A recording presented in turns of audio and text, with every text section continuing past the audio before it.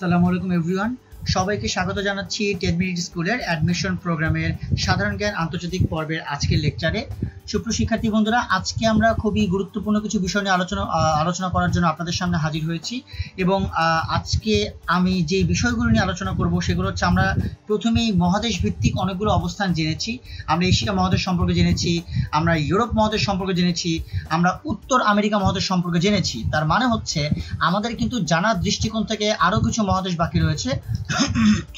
সেই মহাদেশগুলো সম্পর্কে আমরা এখন একটু জানবো এবং আজকের লেকচারটি সম্পূর্ণভাবে সন্নিবেশিত হয়েছে সেই বাকি মহাদেশগুলোকে কেন্দ্র করে, যে ওই মহাদেশগুলোর আসলে মহাদেশ ভিত্তিক অবস্থানটি কেমন। এবং সুপ্রিয় শিক্ষার্থী বন্ধুরা, এই ধরনের অবস্থান থেকে কিন্তু অনেক রকম ভাবে প্রশ্ন আসে। আমরা কিন্তু এখনো জানি না বিশ্ববিদ্যালয়ের ভর্তির ফরম্যাটটি আসলে কেমন হবে। সেটা যদি এমসিকিউ হয় আপনাদের জন্য বেটার, যদি এসকিউ টাইপের বা শর্ট কোশ্চেন টাইপের হয় তবে কিন্তু আমাদেরকে একটু ডিটেইলিং এর মাধ্যমে জানতে হবে। আমরা আজকে আমাদের আলোচনা শুরু করব। প্রথমে বলে নিচ্ছি, আপনাদের সাথে রয়েছে আমি আকিফ মাসুমি। আমি জাহাঙ্গীরনগর বিশ্ববিদ্যালয় থেকে আমার অনার্স এবং মাস্টার শেষ করেছি। সুপ্রিয় শিক্ষার্থী বন্ধুরা, আমরা দেখে নিই আমাদের আজকের আলোচনার টপিকের বিষয়বস্তুগুলো। আমরা খুব ভালোভাবে এটি দেখানোর চেষ্টা করব। আর কালক্ষেপণ না করে শুরু করব আমাদের আজকের এই মহাদেশ ভিত্তিক আলোচনাটি। আমরা প্রথমেই আলোকপাত করব আফ্রিকা মহাদেশের উপর। আপনারা দেখতে পাচ্ছেন যে আফ্রিকা মহাদেশের অনেকগুলো তথ্য প্রবাহ আমরা এখানে সাজিয়েছি। সো আমরা সেই তথ্য প্রবাহগুলো প্রথমে আমরা একটু আলোচনা করার চেষ্টা করব। আমরা প্রথমেই দেখতে পাচ্ছি যে আফ্রিকা আয়তন ও জনসংখ্যা উভয় বিচারই বিশ্বের দ্বিতীয় বৃহত্তম মহাদেশ। অর্থাৎ আমরা এশিয়াকে ধরে রাখি এবং এশিয়াই কিন্তু আসলে প্রথম আয়তন এবং জনসংখ্যার দৃষ্টিকোণ থেকে, এবং জনসংখ্যাও এশিয়া প্রথম, এবং আয়তন এবং জনসংখ্যা উভয় বিচারে বিশ্বের দ্বিতীয় বৃহত্তম মহাদেশ হচ্ছে আফ্রিকা। এবং আমরা দেখতে পাচ্ছি পার্শ্ববর্তী দ্বীপগুলোকে যদি আমরা গণনায় ধরি, সেই সাপেক্ষে এই মহাদেশটির আয়তন হয় সর্বমোট 3 কোটি 2,21,532 কিলোমিটার। অর্থাৎ এটিকে বলা যায় 11,66,8,598 বর্গ মাইল। এই ছিল মূলত আফ্রিকা মহাদেশের আয়তনের প্রেক্ষাপটটি, যেটা আমাদের একটু ভালোভাবে জেনে ফেলতে হবে। এবং এই মহাদেশটি বিশ্বের মোট ভূপৃষ্ঠতলের 6% এবং মোট স্থলপৃষ্ঠের 20.4% জুড়ে অবস্থিত, যেটি খুবই গুরুত্বপূর্ণ একটি আলোচনা। এবং আমরা দেখতে পাচ্ছি যে আফ্রিকা মহাদেশের 61টি রাষ্ট্র রয়েছে, কিংবা সমমানের যে প্রশাসনিক অঞ্চল সেখানে 100 কোটিরও বেশি মানুষ রয়েছে। এবং এর মাধ্যমে অর্থাৎ এটি বোঝানো যাচ্ছে যে বিশ্বের জনসংখ্যার প্রায় 14% বসবাস করে হচ্ছে আফ্রিকা মহাদেশে। মোর ইম্পর্টেন্টলি আমাদেরকে এটি জানতে হবে, আফ্রিকা যেহেতু পৃথিবীর একটি মধ্যবর্তী মহাদেশ হিসেবে রয়েছে, তাই আফ্রিকার প্রায় মাঝখান দিয়ে নিরক্ষরেখা চলে গেছে। এবং নিরক্ষরেখা হচ্ছে সেই রেখাটি যেটি আমরা একদম শুরুতে জেনেছিলাম যে পৃথিবীকে উত্তর এবং দক্ষিণ দুটি ভাগে বিভক্ত করে এই রেখাটি, এবং সেটি হচ্ছে মূলত নিরক্ষরেখা, এবং যেটি কিনা আফ্রিকার প্রায় মাঝখান দিয়ে চলে গিয়েছে। এরপরে আমরা দেখতে পাচ্ছি যে মহাদেশটির উত্তরে ভূমধ্য সাগর, উত্তর পূর্বে সুয়েজ খাল এবং লোহিত সাগর, পূর্বে ভারত মহাসাগর এবং পশ্চিমে আটলান্টিক মহাসাগর। এটি হচ্ছে মূলত আফ্রিকা মহাদেশের যে আশেপাশের অবস্থান। এবং উত্তর পূর্ব কর্নারে আফ্রিকা সিনাই উপদ্বীপের মাধ্যমে এশিয়া মহাদেশের সাথে সংযুক্ত অবস্থায় রয়েছে। এটি হচ্ছে মূলত আফ্রিকা মহাদেশের যে মানচিত্র বা আফ্রিকা মহাদেশের সামগ্রিক বা আলোচনা যেটি, সেটি আফ্রিকা মহাদেশের রাষ্ট্র সংখ্যার ক্ষেত্রে খুব গুরুত্বপূর্ণ বিষয়টি হচ্ছে যে আফ্রিকাতে অ্যাকচুয়ালি 54টি রাষ্ট্র রয়েছে, এবং এই দেশের সংখ্যা মোট 54টি, এবং যা আমরা দেখতে পাচ্ছি এদের মধ্যে 47টি আফ্রিকার মূল ভূখণ্ডে এবং 6টি আশেপাশের দ্বীপগুলিতে অবস্থিত, 7টি মূলত হবে দ্বীপগুলিতে অবস্থিত। আমি আবারও বলছি, দেশের সংখ্যার বিচারে, কারণ এশিয়া মহাদেশের দেশ কিন্তু রয়েছে মাত্র 48টি, দুঃখিত 48টি, এবং সেই ক্ষেত্রে আফ্রিকাতে দেশ রয়েছে 53টি। তো সেই সাপেক্ষে দেশের গণনার ক্ষেত্রে আফ্রিকা মহাদেশ বৃহৎ হতেই পারে, কিন্তু আবার আয়তন এবং জনসংখ্যার বিচারে কিন্তু এটি বিশ্বের দ্বিতীয় বৃহত্তম মহাদেশ, সেটিও আমাদের মাথায় রাখতে হবে। আমরা এর পরবর্তী দেখতে পাচ্ছি সাহারা মরুভূমির কথা, যেটি কিনা সাহারা মরুভূমির মাধ্যমে মহাদেশকে 2টি অংশে ভাগ করা হয়। এবং এই সাহারা হচ্ছে বিশ্বের বৃহত্তম মরুভূমি, এবং এটি আফ্রিকা মহাদেশের উত্তর অংশের প্রায় পুরোটা জুড়ে বিস্তৃত।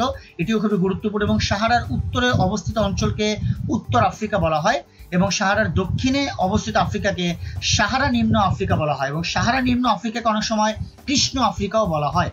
এটি ছিল মূলত সাহারা কেন্দ্রিক আলোচনা আফ্রিকার সাথে। এবং আফ্রিকায় ভাষার ক্ষেত্রে ৩,৯০০ এর বেশি ভাষা রয়েছে। এটা হচ্ছে আফ্রিকা মহাদেশের যে নেচার, সেই নেচারের জায়গাটা আমরা ব্যাখ্যা করলাম। এই ছিল মূলত আফ্রিকা মহাদেশের যে আলোচনা, সেটি আমরা আফ্রিকা মহাদেশের কিছু মৌলিক তথ্যাবলী সম্পর্কে জানবো। আপনারা দেখতে পাচ্ছেন যে আফ্রিকা মহাদেশের ক্ষেত্রে আয়তনে আফ্রিকা মহাদেশের অবস্থান সারা বিশ্বে হচ্ছে দ্বিতীয়, এবং আফ্রিকা মহাদেশের স্বাধীন দেশ কিন্তু 54টি। আমরা একটু 53টি জেনেছি, সেটা আসলে ভুল। আফ্রিকা মহাদেশের স্বাধীন দেশ হচ্ছে 54টি, এবং আফ্রিকা মহাদেশের সর্বশেষ স্বাধীন দেশটির নাম হচ্ছে দক্ষিণ সুদান। একই সাথে এটি জানতে হবে যে আফ্রিকার সবচেয়ে জনবহুল দেশটি হচ্ছে নাইজেরিয়া, তারা হচ্ছে সবচেয়ে জনবহুল দেশ, এবং আয়তনে আফ্রিকার বৃহত্তম দেশ হচ্ছে আলজেরিয়া। একই সাথে এটিও জেনে ফেলতে হবে জনসংখ্যায় আফ্রিকার বৃহত্তম দেশ হচ্ছে নাইজেরিয়া। অর্থাৎ আমরা দেখতে পাচ্ছি যে জনবহুল যে অবস্থান অর্থাৎ ঘনবসতির দৃষ্টিকোণ থেকে নাইজেরিয়া অনেক বেশি এগিয়ে রয়েছে। এছাড়া আমরা দেখতে পাচ্ছি আয়তনে আফ্রিকার ক্ষুদ্রতম দেশ হচ্ছে সিচেলিস, এটি খুবই গুরুত্বপূর্ণ। এবং আফ্রিকা মহাদেশের বৃহত্তম হ্রদ হলো ভিক্টোরিয়া হ্রদ, যেটি কিনা তানজানিয়াতে অবস্থিত। এই বিষয়টি সম্পর্কে আমরা জানবো। আফ্রিকা মহাদেশের বৃহত্তম নদী হলো নীল নদ, এবং একই সাথে আমরা দেখতে পাচ্ছি পৃথিবীর বৃহত্তম মরুভূমি হচ্ছে সাহারা মরুভূমি। এবং আফ্রিকা মহাদেশের বৃহত্তম শহর যদি আমরা আলোচনা করি, সেটা হচ্ছে মিশরের রাজধানী কায়রো, সেটি কিন্তু আফ্রিকা মহাদেশের বৃহত্তম শহর। দ্বিতীয় বিশ্বযুদ্ধের পূর্বে আফ্রিকার স্বাধীন রাষ্ট্র ছিল 4টি। অর্থাৎ আমরা বুঝতে পারছি আফ্রিকা মহাদেশের ম্যাক্সিমাম কান্ট্রি কিন্তু ঔপনিবেশিক যে শাসনামল তার অন্তর্গত ছিল। অর্থাৎ দ্বিতীয় বিশ্বযুদ্ধের পরে কিন্তু আফ্রিকা মহাদেশে স্বাধীন রাষ্ট্রের সংখ্যাটি বৃদ্ধি পায়, এবং আফ্রিকাকে আমরা লাস্টে দেখতে পাচ্ছি আফ্রিকাকে বলা হয় অন্ধকারাচ্ছন্ন মহাদেশ। এটিও যেন আমাদের জন্য খুবই গুরুত্বপূর্ণ। শিক্ষার্থী বন্ধুরা, এই ছিল মূলত আফ্রিকা মহাদেশের আমাদের যে মৌলিক তথ্য সেগুলো। আমরা আমাদের পরবর্তী আলোচনায় দেখতে পাচ্ছি আফ্রিকা মহাদেশের প্রাকৃতিক বৈচিত্র্য। খুবই গুরুত্বপূর্ণ কিছু আলোচনা আমরা এখন এই বিষয় নিয়ে করব যে প্রাকৃতিক বৈচিত্র্যগুলো আসলে কেমন। প্রথমে যে বিষয়টি আমরা আলোচনা রেখেছি মাউন্ট কিলিমানজারো। কিলিমানজারো হচ্ছে আফ্রিকা মহাদেশের সর্বোচ্চ পর্বত, যেটি খুবই গুরুত্বপূর্ণ, এবং এটি উত্তর পূর্ব তানজানিয়াতে অবস্থিত এবং কেনিয়ার সাথে সীমান্তে মূলত অবস্থিত। এবং আমরা আগ্নেয়গিরির খবরটি শুনেছি যে অনেক সময় আগ্নেয়গিরি থাকে যেগুলো সুপ্ত থাকে অথবা প্রকাশিত থাকে অথবা জ্বলন্ত থাকে। সো এখানে কিলিমানজারোতে একটি আগ্নেয়গিরি রয়েছে যেটি একেবারে মৃত আগ্নেয়গিরি বলা যায়, অর্থাৎ এটি একেবারেই নিষ্ক্রিয় অবস্থায় রয়েছে, এবং এর দুটি শৃঙ্গ রয়েছে যেটি কিনা পারস্পরিক 11 কিলোমিটার দূরত্বে অবস্থিত এবং একটি খাড়া ঢালের মাধ্যমে যুক্ত। এবং এর দুটির মধ্যে যে উচ্চতর শৃঙ্গ সেটির নাম হচ্ছে কিবো, এবং এই কিবো নামক শৃঙ্গটি সমুদ্র সমতল থেকে প্রায় 5895 মিটার উঁচুতে অবস্থিত। অর্থাৎ আমরা এটি জানতে পারলাম যে কিলিমানজারোর যে উচ্চতা সেটি হচ্ছে 5895 মিটার উচ্চতায় সেটি আসলে অবস্থিত। এর বাইরে আমাদের পরে জানতে হবে যে ভিক্টোরিয়া জলপ্রপাত। সো ভিক্টোরিয়া জলপ্রপাত আরেকটি গুরুত্বপূর্ণ নিদর্শন আফ্রিকার ক্ষেত্রে বা প্রাকৃতিক বৈচিত্র্যের ক্ষেত্রে। সো জিম্বাবুয়েতে অবস্থিত ভিক্টোরিয়া ফলস ন্যাশনাল পার্কটি মূলত এটি মধ্য দক্ষিণ আফ্রিকার একটি জলপ্রপাত, এবং এটি জিম্বাবুয়ের উত্তর পশ্চিমাংশে এবং জাম্বিয়ার দক্ষিণ পূর্ব দিকে অবস্থিত। জাম্বেজি নামক একটি নদী থেকে এই জলপ্রপাতটি তৈরি হয়েছে, এবং এটি উচ্চতায় প্রায় 108.3 মিটার এবং এটি প্রস্থে প্রায় 1703 মিটার, এবং এটি প্রতি সেকেন্ডে প্রায় 33,000 ঘনফুট জল পতিত হয়। এবং আমরা যদি বিশ্বের অবস্থান থেকে বিবেচনা করি, ভিক্টোরিয়া জলপ্রপাত কিন্তু বিশ্বের 3য় বৃহত্তম জলপ্রপাত বলা হয়, এবং এটি যদি আমরা নায়াগ্রা জলপ্রপাতের সাথে তুলনা করি তাহলে কিন্তু ভিক্টোরিয়া জলপ্রপাত প্রায় দ্বিগুণ প্রশস্ত এবং দ্বিগুণ গভীর। অর্থাৎ ইউনেস্কো কিন্তু এটিকে 1989 সালে বিশ্ব ঐতিহ্যবাহী স্থান হিসেবে জলপ্রপাতটিকে উভয় নামেই তালিকাভুক্ত করেছে, এবং জলপ্রপাতের উভয় অংশকে সংযুক্ত করতে ভিক্টোরিয়া ফলস সেতু নির্মাণ করা হয়েছে, এবং এর মাধ্যমে আমরা অনেকে জানি যে রেলওয়ে মোটর গাড়ি চলাচল করে। এবং এর প্রধান আকর্ষণ রয়েছে জিম্বাবুয়ের এই ভিক্টোরিয়া ফলস ন্যাশনাল পার্ক এবং জাম্বিয়ার মোজিওয়াতুনিয়া ন্যাশনাল পার্ক, এবং এটি ব্যাপক এলাকা নিয়ে গড়ে তোলা হয়েছে। আমরা এছাড়াও অনেক প্রাণীর বসবাস, যেমন এন্টিলোপ, হাতি, জিরাফ, জেব্রা, সিংহ, চিতা, এই প্রাণীগুলো বসবাস করে, এবং আমরা দেখতে পাই পাহাড়ের চূড়ায় অনেক সময় বাজ পাখি, ঈগল ইত্যাদি প্রাণীকে দেখা যায়। সেটি মূলত খুবই গুরুত্বপূর্ণ ভিক্টোরিয়া জলপ্রপাত, যেটি কিনা আফ্রিকা মহাদেশের অন্যতম গুরুত্বপূর্ণ প্রাকৃতিক বৈচিত্র্যের মধ্যে পড়ে। এরপর আমরা দেখতে পাচ্ছি পিরামিড। পিরামিড হলো এক প্রকার জ্যামিতিক আকৃতি বা গঠন যার বাইরের তলগুলো আসলে ত্রিভুজাকার এবং যারা শীর্ষে একটি বিন্দুতে মিলিত হয়। মূলত এই পিরামিড সংক্রান্ত আলোচনাটি এই জন্য জানা খুবই গুরুত্বপূর্ণ, কারণটি হচ্ছে যে এটি অনেকটা বলা যায় বহুভুজের অপর অবস্থিত, মানে এর যদি আমরা আকৃতি আলোচনা করি, এবং এটি মিশরে অবস্থিত প্রাচীন প্রস্তর নির্মিত স্থাপনা, এবং এটি মূলত এর দক্ষিণে অনেকগুলো মালভূমি রয়েছে, এবং মালভূমির মধ্যেই কিন্তু এই পিরামিডের অবস্থানটি। এখানে অনেকগুলো পিরামিড রয়েছে, খুফুর পিরামিড, খাফের পিরামিড, বেনকাউরের পিরামিড, এরকম নামের অনেকগুলো পিরামিড রয়েছে। এবং 2008 সাল পর্যন্ত মিশরে প্রায় 138টি পিরামিড আবিষ্কৃত হয়েছে, এবং এগুলোর অধিকাংশ নির্মিত হয় প্রাচীন এবং মধ্যকালীন যে ফারাওরা রয়েছে তাদের রাজত্বকালে তাদের এবং তাদের পত্নীদেরকে এখানে সমাধি দেওয়া হতো। এবং মিশরের যে প্রাচীনতম পিরামিডগুলো রয়েছে সেগুলো কিন্তু অনেক আগে, প্রায় খ্রিস্টপূর্ব 2630 বা থেকে 2611 অব্দের সময়টিতে এই বিষয়গুলো কিন্তু আলোচনা করা হয়। এবং আমরা এটি সম্পর্কে অনেক খবর শুনেছি যে পিরামিড এটি আমাদের সপ্তাশ্চর্যের ক্ষেত্রেও খুবই গুরুত্বপূর্ণ একটা অবস্থান তৈরি করে রেখেছে। সো এই কারণে এটি খুবই গুরুত্বপূর্ণ। এরপর আমরা যেটি দেখতে পাচ্ছি সেটা হচ্ছে ক্রুপার জাতীয় উদ্যান, খুবই গুরুত্বপূর্ণ ক্রুপার জাতীয় উদ্যান। এবং এই ক্রুগার জাতীয় উদ্যান এবং এই ক্রুগার জাতীয় উদ্যানটি মূলত আফ্রিকার আরেকটি নয়নাভিরাম দৃশ্যের মধ্যে পড়ে, কারণ এটি হচ্ছে আফ্রিকার একটি ন্যাশনাল পার্কের মতো। এবং এটি মূলত এটি যেখানে অবস্থিত সেটি হচ্ছে যে দক্ষিণ আফ্রিকার অনেকগুলো বন্য বা দক্ষিণ আফ্রিকা মূলত এই ক্রুগার জাতীয় উদ্যানের অবস্থান। এবং মোর ইম্পর্টেন্টলি এটি হচ্ছে বিভিন্ন বৈচিত্র্যময় প্রজাতির উদ্ভিদ এবং প্রাণীর আবাসস্থল এর মধ্যে রয়েছে, যার মধ্যে আপনারা পিকচারও দেখতে পাচ্ছেন, সিংহের পিকচার, এছাড়াও সিংহ, হাতি, জিরাফ, গন্ডার, জলহস্তী এবং আরো অনেক কিছু রয়েছে। এবং দর্শকরা এই প্রাকৃতিক আবাসস্থলে প্রাণীদের দেখতে উদ্যানের কাছাকাছি সফরেও যেতে পারেন, উদ্যানের অভ্যন্তরে রাতও কাটাতে পারেন। এবং এই উদ্যানের মধ্যে আফ্রিকার বৃহৎ 5টি প্রাণীর আশ্রয়স্থল রয়েছে, যেখানে হাতি, গন্ডার, সিংহ, চিতা এবং ক্রুগার নামক একটি এটাকে বলা হয় আরো একটি অবস্থান রয়েছে, ক্রুগার নামক একটি প্রাণী যারা কিনা এখানে রয়েছে। আমরা এরপর যে বিষয়টি দেখতে পাচ্ছি সেটি হচ্ছে আকসুম রাজপ্রাসাদ। মূলত আকসুম সভ্যতার একটি নিদর্শনের জায়গা থেকে আকসুম রাজপ্রাসাদটি করা হয়েছে এবং ইথিওপিয়ায় এটি অবস্থিত। মূলত আকসুম রাজপ্রাসাদটি প্রাচীন শহর আকসুম কিং ইজানা এর নামক একটি অবস্থান থেকে মূলত এসে চলে এসেছে এবং এটা একটি সভ্যতাও বটে। এই সভ্যতার যেটি তৈরি হয় ইথিওপিয়াতে, সেই সভ্যতার মধ্যে এখানে সবচেয়ে বেশি যে নিদর্শন পাওয়া যায় সেটা হচ্ছে ওসমানীয় সভ্যতা বা অটোমান সাম্রাজ্যের যে সভ্যতা, সেটি মূলত এখানে কানেক্টেড বেশি ছিল। সো এটি ছিল মূলত আকসুম রাজপ্রাসাদের অবস্থান। আমরা এরপরে দেখতে পাচ্ছি সেরেঙ্গেটি ন্যাশনাল পার্ক বা সেরেঙ্গেটি জাতীয় উদ্যান, এবং এটি মূলত তানজানিয়ার একটি জাতীয় উদ্যান এবং এটি মারা এবং সিমিও অঞ্চল থেকে প্রায় সেরেঙ্গেটি বাস্তুতন্ত্রের একটি জাতীয় উদ্যান। এটি প্রায় অনেকগুলো সাদা দাড়িওয়ালা ওয়াইল্ড বেস্ট এবং প্রায় জেব্রা, নীল কুমির, বেজার এই ধরনের প্রাণীর জন্য এটি খুবই বিখ্যাত এবং সুপরিচিত বটে। সো এই উদ্যানটি মূলত তানজানিয়াতে অবস্থিত, এই বিষয়টা আমরা জেনে গেলাম। তো সুপ্রিয় শিক্ষার্থী বন্ধুরা, এই ছিল মূলত আফ্রিকা মহাদেশের প্রাকৃতিক বৈচিত্র্যের যে ধরন সেই বিষয়গুলো নিয়ে আমরা আলোচনা করলাম। আমরা আমাদের পরবর্তী আলোচনার দিকে মনোনিবেশ করবো যে আফ্রিকা মহাদেশের রাজনৈতিক ইস্যু, এই ইস্যুগুলো নিয়ে মূলত আমরা এখন কথা বলবো। আপনারা সবাই জানেন যে বর্ণবাদ যে নীতিটি রয়েছে সেই বর্ণবাদ নীতিটি কিন্তু অনেক অবস্থান তৈরি করেছে। বর্ণবাদের জায়গাটি আফ্রিকায় আমরা অনেকবার দেখেছি, বর্ণবাদের যে অ্যাপারথাইড বলা হয় এটাকে বর্ণবাদ নীতি উল্লেখ করার ক্ষেত্রে।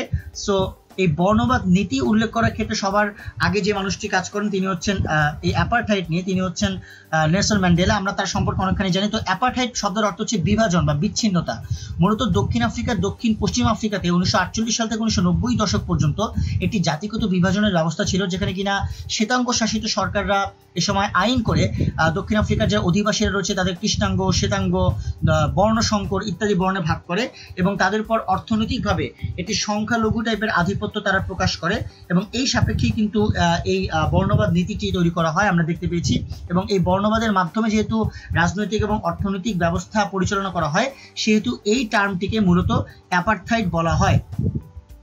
সো আমরা এটি বুঝতে পারলাম যে আসলে অ্যাপারথাইড যে বিষয়টি রয়েছে সেই বিষয়টি আসলে সম্পূর্ণভাবেই এক ধরনের নিষ্পেষণের সাথে জড়িত এবং এই নিষ্পেষণের সাথে জড়িত থাকার ফলেই মূলত আমরা এটি দেখতে পেয়েছি যে কিভাবে করে বর্ণবাদ নীতি পরবর্তীতে এটি বড় আকার ধারণ করে এবং পরবর্তীতে সমাধান হয় নেলসন ম্যান্ডেলার মাধ্যমে। এরপর আমরা দেখতে পাচ্ছি এএনসি হচ্ছে আফ্রিকান ন্যাশনাল কংগ্রেস, যেটি কিনা দক্ষিণ আফ্রিকার একটি বামপন্থী রাজনৈতিক দল এবং 1912 সালে সাউথ আফ্রিকার নেটিভ ন্যাশনাল কংগ্রেস নামে এটি দক্ষিণ আফ্রিকার ব্লুমফন্টেইন শহরে প্রতিষ্ঠিত হয় এবং 1923 সালে এটি এএনসিতে পরিণত হয় এবং 1994 সাল থেকে এটি দক্ষিণ আফ্রিকার শাসক দল এবং এটা দক্ষিণ আফ্রিকা শাসন করে থাকে। 1999 এবং 2004 সালের সাধারণ নির্বাচনে এই দলটি সংখ্যাগরিষ্ঠতা পায় এবং এই আফ্রিকান ন্যাশনাল যে কংগ্রেসটি রয়েছে এই কংগ্রেসটি মূলত তারা বিভিন্ন রকমভাবে তাদের নির্বাচনের সংখ্যাগরিষ্ঠতা এবং তারা একটি অবস্থান তৈরি করে রেখেছি, যার কারণে আমরা ম্যাক্সিমাম ক্ষেত্রে দেখতে পারি যে এই দলটিকে বলা হয় আফ্রিকার সবথেকে প্রাচীন এবং সবথেকে ঐতিহ্যবাহী একটি দল এবং সেই সাপেক্ষে এই দলটির গুরুত্ব আফ্রিকা মহাদেশের ক্ষেত্রে অনেক বেশি গুরুত্বপূর্ণ। আমরা এরপর যেটি জানবো সেটা হচ্ছে ম্যান্ডেলার নির্বাসন। নেলসন ম্যান্ডেলা, তার সম্পর্কে জানাটা খুবই গুরুত্বপূর্ণ, যার কিনা জন্ম 18 জুলাই 1918-তে এবং তিনি 2013 সালের 5 ডিসেম্বর পর্যন্ত তিনি মারা যান। 2013 সালের 5 ডিসেম্বর তিনি দক্ষিণ আফ্রিকার বর্ণবাদ বিরোধী আন্দোলনের একজন বিপ্লবী নেতা, একজন রাজনৈতিক নেতা এবং তিনি প্রথম গণতান্ত্রিকভাবে নির্বাচিত রাষ্ট্রপতি। নেলসন ম্যান্ডেলা 1994 সাল থেকে 1999 সাল পর্যন্ত প্রেসিডেন্ট ছিলেন এবং তিনি দেশটির প্রথম কৃষ্ণাঙ্গ রাষ্ট্রপ্রধানও বটে এবং আফ্রিকান জাতীয়তাবাদ এবং সমাজতন্ত্রের আদর্শের ধারক তিনি ছিলেন ম্যান্ডেলা, যিনি কিনা 1991 থেকে 1997 সাল পর্যন্ত তিনি আফ্রিকান ন্যাশনাল কংগ্রেসের সভাপতি দায়িত্ব পালন করে থাকেন। সো এটি তার জন্য খুবই গুরুত্বপূর্ণ এবং আমরা ম্যান্ডেলার খবরটা বেশ অনেকবার শুনেছি এবং এটি অনেক ভর্তি পরীক্ষায় চলে এসেছে যে নেলসন ম্যান্ডেলা তার জীবন আচর সম্পর্কে আমরা জাহাঙ্গীরনগর বিশ্ববিদ্যালয়ে দেখেছি, আমরা ঢাকা ইউনিভার্সিটির বিভিন্ন ভর্তি পরীক্ষার আলোচনা ক্ষেত্রে আমরা এটি দেখেছি যে কিভাবে করে ম্যান্ডেলা কর্তৃক যে অনেকগুলো আলোচনা সেটি কিভাবে চলে আসে। আমরা এর পরবর্তীতে যে বিষয়টি সম্পর্কে জানবো সেটি হচ্ছে যে মিশরীয় রাজতন্ত্র। অর্থাৎ মিশরীয় রাজতন্ত্র কিন্তু মূলত অনেক প্রাচীন একটি রাজতন্ত্রই বটে এবং এই মিশরীয় রাজতন্ত্র সম্পর্কে আমাদের একটু জানতে হবে। সেটা হচ্ছে যে মিশরের পুরাতন রাজত্ব বা যে প্রাচীন রাজত্বের সময়টা সেটি কিন্তু খ্রিস্টপূর্ব 3য় সহস্রাব্দ বা 2700 থেকে 2200 খ্রিস্টপূর্বাব্দের সময় এটি ছিল মিশরের পুরাতন রাজত্ব। আমরা মিশরীয় রাজতন্ত্রের দিকে লক্ষ্য করতে পারি। সুপ্রিয় শিক্ষার্থী বন্ধুরা, মিশরের রাজতন্ত্রের মধ্যে যেটি প্রাচীন রাজতন্ত্রের একটি বিষয় রয়েছে, অর্থাৎ মিশরের ইতিহাসটি এমন যে মিশর কিন্তু অনেক লম্বা সময় ধরে ওসমানীয় সাম্রাজ্যের অন্তর্ভুক্ত ছিল এবং মোর ইম্পর্টেন্টলি 1882 সালে ব্রিটিশ সেনারা তারা কিন্তু মিশরকে দখল করে নেয় এবং আমরা দেখেছি 1922 সালে মিশর কিন্তু স্বাধীনতা লাভ করে। তবে এখানে একটি ফ্যাক্টর রয়েছে যে 1882 সালে ব্রিটিশ সেনাদের মিশর দখলের পরবর্তীতে যখন কিনা মিশর স্বাধীনতাটা লাভ করে সেটা একটি নামমাত্র স্বাধীনতা ছিল এবং ওই নামমাত্র স্বাধীনতার ক্ষেত্রে 1922 সালেই যেটি আমরা দেখেছি যে সাংবিধানিক রাজতন্ত্র মিশরে প্রতিষ্ঠিত হয় এবং এর পরবর্তীতে মোর ইম্পর্টেন্ট 1952 সালে এই মিশরের সামরিক বাহিনী তারা ওই রাজতন্ত্রকে উৎখাত করে। অর্থাৎ আমরা যেটি দেখলাম 1922 সালে যে প্রতিষ্ঠিত সাংবিধানিক রাজতন্ত্র ছিল সেটিও কিন্তু একটা সার্টেন টাইম পর উৎখাত হয়ে যায় এবং আমরা পরবর্তী দেখেছি 1952 সালেই এই উৎখাতটি সংঘটিত হয় এবং এই যে উৎখাতটি সংঘটিত হয় তার নেতৃত্ব প্রদান করেন জামাল আবদেল নাসের, যিনি কি যাকে কিনা মিশরের ইতিহাসে খুবই গুরুত্বপূর্ণ একজন ব্যক্তিত্ব তিনি জামাল আবদেল নাসের এবং তিনি আসলে মূলত রাজতন্ত্রকে উৎখাত করার ক্ষেত্রে নেতৃত্ব প্রদান করেন এবং এটি আমাদের জেনে রাখা ভালো। সাংবিধানিক রাজতন্ত্রের শেষ রাজা ছিলেন রাজা ফারুক, তিনি মিশরীয় রাজতন্ত্রের সর্বশেষ রাজা এবং এই দলটি 2012 সালে ক্ষমতায় আসে এবং পরবর্তী 1 বছরের মাথায় একটি সেনা অভ্যুত্থানের দ্বারা এদেরকে আসলে সম্পূর্ণভাবে ক্ষমতাচ্যুত করা হয় এবং এই কারণে পরবর্তীতে আমরা এখন পর্যন্ত জানি যে এরা রয়েছে এই দলটির অবস্থান, কিন্তু এটি একেবারে নিষ্ক্রিয় অবস্থায় রয়েছে। তো এই হচ্ছে অবস্থা। আমরা দেখতে পাচ্ছি সুয়েজ খাল জাতীয়করণ, এই ইস্যুটি আসলে কেমন। মিশরের যে সিনাই উপদ্বীপের পশ্চিম অবস্থিত একটি কৃত্রিম সামুদ্রিক খাল হচ্ছে সুয়েজ খাল এবং এই সুয়েজ খালটি মূলত ভূমধ্য সাগরকে লোহিত সাগরের সাথে যুক্ত করেছে এবং এটি কিন্তু মিশর জাতীয়করণ করে ফেলে 1956 সালে এবং মোর ইম্পর্টেন্টলি এখানে ভূমধ্য সাগরের যে পোর্ট আবু সাইদ থেকে লোহিত সাগর অভিমুখে যে যাত্রা সেই ক্ষেত্রে এটি খুব ইম্পর্টেন্ট ছিল যে মিশরের সামগ্রিক দৃষ্টিকোণ থেকে সুয়েজ খালকে জাতীয়করণ করে এবং সেই সাপেক্ষে সুয়েজ খাল সেটি জাতীয়করণ করা হয় খুব ভালোভাবেই। আমরা এবার দেখতে পাচ্ছি দারফুর সংকট সুদানের এবং সুদানের যে দারফুর সংকটে আমরা জানি যে বিভিন্নভাবে জাতিগোষ্ঠী মোতায়েন বা জাতিগোষ্ঠী কেন্দ্রিক যে একটি দাঙ্গা, সেই দাঙ্গা আমরা দারফুর অঞ্চলে দেখতে পেয়েছি যেখানে কিনা সুদান সরকারের সমর্থনপুষ্ট মিলিশিয়া বাহিনী এবং তারা বিদ্রোহী গোষ্ঠীগুলোকে দমনের নামে অনেক সময় গণহত্যার মতো অবস্থা তৈরি করেছিল। আমরা দেখেছি জাতিগত দাঙ্গা হামলা বা সংঘাত এখানে দেখতে পেয়েছি আমরা সুদানের দারফুর সংকটে এবং এই দারফুরে কিন্তু দেখা গিয়েছে আফ্রিকান বাহিনীর ম্যান্ডেট শেষ হওয়ার আগেই সুদান সরকার ওই দারফুরে তার সামরিক শক্তি বাড়ানো শুরু করে এবং অনেক সময় দেখা যায় যে তারা নির্বিচারে তারা ওই বিদ্রোহীদের উপর তারা আক্রমণ চালায় কিংবা গণহত্যার মতো ঘটনাও কিন্তু সেখানে ঘটে এবং সেই ক্ষেত্রে কিন্তু এটি খুবই গুরুত্বপূর্ণ। আমরা এরপর দেখতে পাচ্ছি যে দক্ষিণ সুদান এবং সুদান সংকট এটি খুবই গুরুত্বপূর্ণ। কেন? কারণটা আমি একটু ব্যাখ্যা করি। কারণ দক্ষিণ সুদান কিন্তু আমাদের সবচেয়ে রিসেন্ট স্বাধীনপ্রাপ্ত যে জায়গাটি, স্বাধীনপ্রাপ্ত যে দেশটি সেটা হচ্ছে দক্ষিণ সুদান এবং তারা কিন্তু ধর্মকেন্দ্রিক একটি দ্বন্দ্বের মধ্যে ছিল। আমরা সবাই জানি সুদানের আল শাবাব নামক একটি গোষ্ঠী ছিল যারা কিনা দক্ষিণ সুদানে আক্রমণ চালাতো এবং তারা মুসলিম মৌলবাদী ছিল তারা এবং সেই কারণে ধর্মীয় যে বিভিন্ন অত্যাচার সেই ক্ষেত্রে এই সমস্যাগুলো চলে আসে এবং সেই সাপেক্ষে এটি খুবই গুরুত্বপূর্ণ ছিল। মূলত এই দক্ষিণ সুদান দ্বন্দ্বের পরবর্তীতে আমরা দেখেছি যে কিভাবে করে জাতিসংঘের উদ্যোগে আমরা পরবর্তীতে দেখতে পেয়েছি যে এই দক্ষিণ সুদানের স্বাধীনতাটি লাভ করে এবং তারা 2011 সালে স্বাধীনতা প্রাপ্ত হয়। আমরা দেখতে পাচ্ছি RUF গেরিলা গোষ্ঠী, যেটি আসলে সিয়েরা লিওনের একটি গেরিলা সংগঠন। এর পুনরূপ হচ্ছে রেভলিউশনারি ইউনাইটেড ফ্রন্ট এবং তারা প্রায় 11 বছর যুদ্ধে লিপ্ত ছিল তথা 1991 সাল থেকে 2002 সাল পর্যন্ত। এবং আমরা দেখেছি পরবর্তীতে তারা তাদের সামরিক পন্থা থেকে সরে এসে রাজনৈতিক দল গঠন করে, যেটি পরবর্তীতে RUF গেরিলা গোষ্ঠীকে একটি রাজনৈতিক দলে রূপান্তরিত করে ফেলে। আমরা লাইবেরিয়ার লৌহ মানবী ইস্যু নিয়ে দেখতে পাচ্ছি। মূলত লাইবেরিয়ার লৌহ মানবী যাকে বলা হয় তিনি হচ্ছেন এলেন জনসন সার্লিফ এবং তিনি হচ্ছেন আফ্রিকার প্রথম নির্বাচিত নারী প্রেসিডেন্ট এবং তার যে শাসন ক্ষমতা সেই শাসন ক্ষমতা খুবই শান্তি প্রয়োগ করার কাজে নিয়োজিত ছিল এবং তিনি আফ্রিকার শান্তি প্রতিষ্ঠার কাজের জন্যই মূলত 2011 সালে নোবেল পুরস্কার লাভ করেন শান্তিতে, যার কারণে এটি খুবই গুরুত্বপূর্ণ একটি আলোচনা লাইবেরিয়ার লৌহ মানবীর ক্ষেত্রে। আমরা এরপর দেখতে পাচ্ছি উগান্ডার স্বৈর শাসন এবং এটি খুবই উগান্ডার স্বৈরশাসক খুবই নিষ্ঠুর স্বৈরশাসক ছিলেন যার নাম হচ্ছে ইদি আমিন এবং তিনি আসলে উগান্ডার স্বৈর শাসক অবস্থায় ছিলেন এবং তিনি কিন্তু তার অবস্থানে থেকে উগান্ডাতে একেবারে একক একটি আধিপত্য চালানোর চেষ্টা করেন এবং সেই আধিপত্য চালানোর ক্ষেত্রে আমরা দেখতে পেয়েছি যে কিভাবে করে উগান্ডায় বিভিন্ন রকমভাবে নিপীড়ন বা অত্যাচার করা হয়। আমরা দেখতে পাচ্ছি কেনিয়ার মাসাই জাতি রয়েছে এমন একটি জাতি যারা কিনা এখন পর্যন্ত প্রযুক্তিগত সভ্যতার সন্ধান পাওয়ার পরও তারা নিজস্ব ঐতিহ্য এবং সংস্কৃতি আঁকড়ে ধরে রেখেছে এবং তারা কেনিয়া এবং তানজানিয়ার বিশাল অংশ জুড়ে এদের বাস। এরা অনেকটাই খুবই সাংস্কৃতিক একটি গোষ্ঠী বলা চলে এবং এই গোষ্ঠীর ইতিহাস সম্পর্কে খুব ভালোভাবে বলা যায় না, কিন্তু বলা যায় যে এই জনগোষ্ঠীটি শক্তিশালী হয়ে ওঠে 20 শতকের দিকে এবং এরা আসলে খুবই স্থানীয় এবং ক্ষেত্রবিশেষে বলা চলে এরা হচ্ছে ক্ষেত্রবিশেষে খুবই অসভ্য গোষ্ঠী যাদের মধ্যে এখনো সভ্যতার অবস্থানটি এখনো পৌঁছায়নি।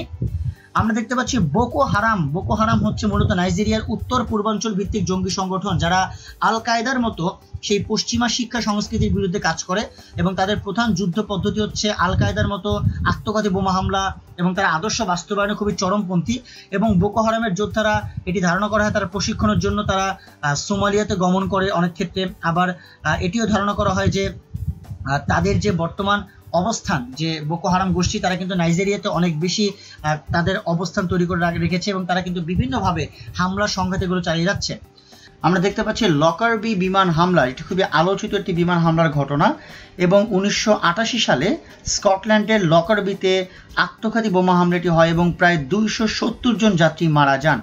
ইম্পর্টেন্ট ফ্যাক্টরটি হচ্ছে যে তদন্ত করে পরবর্তীতে দেখা যায় যে বোমা হামলার পেছনে লিবিয়ার 2 জন নাগরিক দায়ী ছিল এবং লিবিয়ার শাসক সেই 2 জনকে হস্তান্তর করতে অস্বীকৃতি জানালে লিবিয়ার সাথে পশ্চিমা বিশ্বের একটি টানাপোড়েন তৈরি হয় এবং পরবর্তীতে গাদ্দাফি অবশ্য সেই সন্ত্রাসীদেরকে হস্তান্তর করতে বাধ্য হন।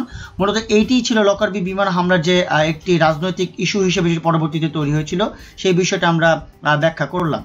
আমরা দেখতে পাচ্ছি মাও বিদ্রোহী দল এবং মাও বিদ্রোহী দলের মূল ইতিহাসটি হল 1952 সালের দিকে কেনিয়া যখন ব্রিটিশ উপনিবেশ ছিল তখন কেনিয়ার মধ্যাঞ্চলের শ্বেতাঙ্গ কর্তৃক জমি জবরদখলকে কেন্দ্র করেই মাও বিদ্রোহ শুরু হয়েছিল এবং ব্রিটিশ ঔপনিবেশিক শাসক যারা ছিলেন তারা এই বিদ্রোহ দমনের জন্য চরমপন্থা অবলম্বন করে এবং কেনিয়ার মানবাধিকার কমিশনের হিসাব মতে প্রায় 90,000 কেনিয়ানকে তারা হত্যা ও নির্যাতন করা হয়েছিল, যেখান থেকে আসলে মাও বিদ্রোহী দলের মূল ইতিহাসটা আমরা জেনে ফেললাম। আমরা দেখতে পাচ্ছি সোমালিয়ার দুর্ভিক্ষ খুবই গুরুত্বপূর্ণ আলোচনা, কারণ সোমালিয়াতে কিন্তু 2017 সালে আমরা দেখেছি প্রায় 25 বছরের মধ্যে টানা তৃতীয়বারের মধ্যে দুর্ভিক্ষের কবলে দেশটি পড়েছে এবং তীব্র খরার কারণে কৃষকরাও কোনো ফসল উৎপাদন করতে পারেনি, যার কারণে আমরা দেখেছি যে প্রায় সময় দুর্ভিক্ষের মুখোমুখি হতে চলেছে দেশটি এবং বিশ্ব খাদ্য কর্মসূচির হিসেব মতে 2011 সালের দুর্ভিক্ষে সোমালিয়ায় প্রায় 2,60,000 মানুষ মারা গিয়েছিল, যেটি খুবই মর্মান্তিক একটি তথ্য। মাদাগাস্কার দ্বীপদ্বন্দ্ব আরেকটি গুরুত্বপূর্ণ ইস্যু এবং এই দ্বীপদ্বন্দ্ব নিয়ে যে তথ্যটি আসলে পাওয়া যায় যে 1947 সালে ফরাসি ঔপনিবেশ থেকে মুক্তি লাভের পর থেকে মাদাগাস্কারের দুটি এথনিক গ্রুপ বা দুটি জাতিগত যারা এথনিক গ্রুপ রয়েছে তাদের মধ্যে মূলত দ্বন্দ্বটি শুরু হয়। একটি হলো মেরিনা এবং অপরটি হলো কটিয়ার্স এবং এই দুটি গ্রুপের মধ্যে দ্বন্দ্বটি শুরু হয় এবং আমরা যদি জানতে পারি 2009 সালে সেখানে সামরিক শাসনও জারি করা হয়েছিল এবং মাদাগাস্কারে আসলে প্রতিনিয়তই এই ধরনের জাতিগত দ্বন্দ্ব কিংবা জাতিগত যে দাঙ্গা সেটি কিন্তু লক্ষ্য করা যায়, যেটি কিনা মাদাগাস্কার দ্বীপ কেন্দ্রিক বা মাদাগাস্কারের অভ্যন্তরীণ যে দ্বন্দ্বের বিষয়টি রয়েছে সেই বিষয়টি আমরা আলোচনা করলাম। ক্যাম্প ডেভিড চুক্তি খুবই গুরুত্বপূর্ণ। আমরা জানি যে আরব ইসরায়েল যুদ্ধের পর ইসরায়েলের যে একটি উদ্যোগ ছিল যে সকলের সাথে মিলেমিশে চলার, এবং মিশরও যখন তারা তাদের সিনাই উপত্যকা বা সুয়েজ খালের যে দ্বন্দ্ব সেগুলো ভুলে গিয়ে তারা যখন হাত বাড়িয়েছিল, সেটি প্রথম সম্ভব হয় ক্যাম্প ডেভিড চুক্তিটি, যে 1978 সালে সংগঠিত হয়, এবং মার্কিন যুক্তরাষ্ট্রের উদ্যোগে ইউএস এর ক্যাম্প ডেভিড নামক জায়গাটিতে এই চুক্তিটি সংগঠিত হয় বলেই এটিকে ক্যাম্প ডেভিড চুক্তি বলা হয়। মূলত এই ছিল আফ্রিকা মহাদেশের খুব গুরুত্বপূর্ণ কিছু রাজনৈতিক ইস্যু। আমরা আমাদের পরবর্তী আলোচনা দিকে মুভ করব। আমরা আমাদের পরবর্তী আলোচনা দেখতে পাচ্ছি দক্ষিণ আমেরিকা মহাদেশ। আমরা প্রথমেই দক্ষিণ আমেরিকা মহাদেশের সেই খুবই ক্রুশিয়াল এবং খুব ইম্পর্টেন্ট তথ্য প্রবাহগুলো জেনে নিব। আমরা প্রথমে দেখতে পাচ্ছি দক্ষিণ আমেরিকা ক্যারিবিয়ান, দক্ষিণ প্রশান্ত মহাসাগর এবং দক্ষিণ আটলান্টিক মহাসাগরের মাঝে অবস্থিত একটি মহাদেশ, এবং এই মহাদেশের বেশিরভাগ অংশ কিন্তু বনভূমি দ্বারা আবৃত। এটি খুবই গুরুত্বপূর্ণ, এবং এখানে লেখা যাচ্ছে যে দক্ষিণ আমেরিকা পৃথিবীর চতুর্থ বৃহত্তম মহাদেশ, এবং এটিও খুবই গুরুত্বপূর্ণ। এটি কিন্তু আয়তন এবং জনসংখ্যা উভয় ক্ষেত্রে এটি দাবি করা হয়েছে, এবং মহাদেশটির আয়তন হচ্ছে 1,78,20,900 বর্গ কিলোমিটার, অর্থাৎ এটিও কিন্তু অনেক মানে আয়তন, এবং দেখা যাচ্ছে পৃথিবীর মোট স্থলভাগের 12% রয়েছে। তার মানে হচ্ছে আয়তনের দিক থেকে এশিয়া, আফ্রিকা এবং উত্তর আমেরিকার পরেই কিন্তু অবস্থান, অর্থাৎ ইউরোপ মহাদেশের থেকেও কিন্তু দক্ষিণ আমেরিকা মহাদেশ আয়তনে বড়। আমরা দেখতে পাচ্ছি যে বিষুবরেখা ও মকর ক্রান্তির এই দুই পাশ জুড়ে বিস্তৃতি রয়েছে এই দক্ষিণ আমেরিকা মহাদেশের ক্ষেত্রে, এবং এই মহাদেশটি উত্তরে পানামা স্থলের মাধ্যমে তারা মধ্য আমেরিকার সাথে যুক্ত, এবং উত্তরে ক্যারিবীয় সাগর থেকে দক্ষিণে হর্ন অন্তরীপ পর্যন্ত এই মহাদেশটির দৈর্ঘ্য হচ্ছে 7,400 কিলোমিটার, এবং এর যে পূর্ব পশ্চিমে যে সর্বোচ্চ দৈর্ঘ্য এটি হচ্ছে আটলান্টিক মহাসাগরের উপকূলে অবস্থিত ব্রাজিলের পুন্তা দু সেক্সাস থেকে প্রশান্ত মহাসাগরীয় উপকূলে অবস্থিত পেরুর পুন্তা পারিনিয়াস পর্যন্ত 5,160 কিলোমিটার। আপনারা অনেকে বুঝতে পারেন যে এত বিস্তৃত আকারে তথ্য জানা দরকার থেকে আমি প্রথমেই বলেছি, যদি অ্যাডমিশন ফরম্যাটে শর্ট কোশ্চেন আকারে কিছু চলে আসে তখন কিন্তু আপনাদের ডিটেলস জানা দরকার, এবং আপনারা খুব সংক্ষেপে যদি এই আলোচনাগুলো বা এই দেশের নামগুলো অনেক কঠিন মনে হয়, আপনারা কিন্তু ম্যাপ দেখতে সহজেই বুঝতে পারবেন। আমি সবসময় রিকমেন্ড করি আপনারা যে কোনো মহাদেশ পড়ার সময় ম্যাপটিকে সামনে রেখে পড়াশোনা করার চেষ্টা করবেন, তাতে আপনাদের যে তথ্যগুলো পড়ার জায়গাটি সেটা অনেক বেশি ভিজুয়ালাইজড হবে। আমরা দেখতে পাচ্ছি দক্ষিণ আমেরিকায় এই মহাদেশে 12টি রাষ্ট্র রয়েছে, যদি এই 12টি রাষ্ট্রের মধ্যে মোর ইম্পর্টেন্টলি 10টি রাষ্ট্র হচ্ছে ল্যাটিন সভ্যতার আদলে গড়া, এবং এই ল্যাটিন সভ্যতার আদলে হচ্ছে Argentina, Bolivia, Brazil, Chile, Colombia, Ecuador, Paraguay, Peru, Uruguay এবং ভেনেজুয়েলা, এবং এর মধ্যে দুটি রাষ্ট্র ল্যাটিন নয়, এবং এই দুটি রাষ্ট্রের মধ্যে একটি হচ্ছে গায়ানা, এটি যুক্তরাজ্যের উপনিবেশ ছিল, এবং সুরিনাম যেটি কিনা নেদারল্যান্ডের উপনিবেশ ছিল। এরপর ব্রাজিল এছাড়াও ছিল পর্তুগালের উপনিবেশ, এবং এছাড়াও Argentina, Bolivia, Chile, Colombia, Ecuador, Paraguay, Peru, Uruguay এবং ভেনেজুয়েলা, এই 9টি দেশ ছিল মূলত স্পেনের উপনিবেশ।